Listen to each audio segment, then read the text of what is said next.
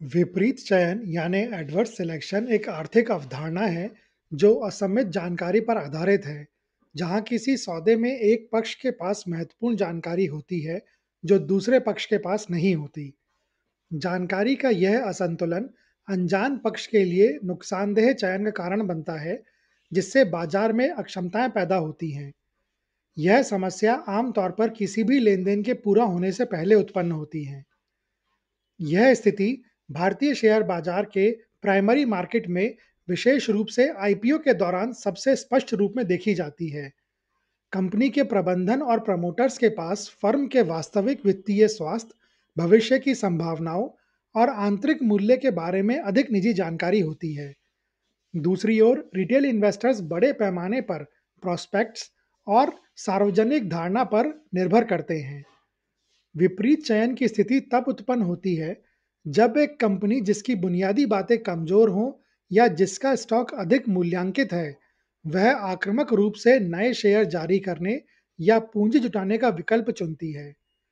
Promoters यह जानते हुए कि शेयर की कीमत अधिक है, एक ऐसा समय और कीमत चुनते हैं जो अनजान जनता की कीमत पर उन्हें लाभ पहुंचाता है।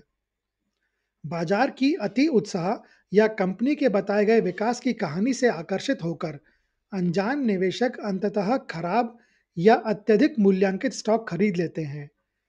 कम गुणवत्ता वाले निवेशकों की और पूंजी का यह असंतुलित आकर्षण ही पूंजी बाजारों में विपरीत चयन का मूल है।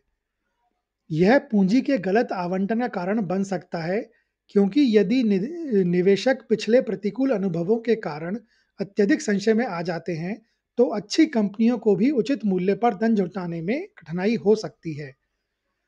इससे निपटने के लिए सेबी कड़े खुलासा आवश्यकताओं और नियामक निरीक्षण के माध्यम से एक महत्वपूर्ण भूमिका निभाता है।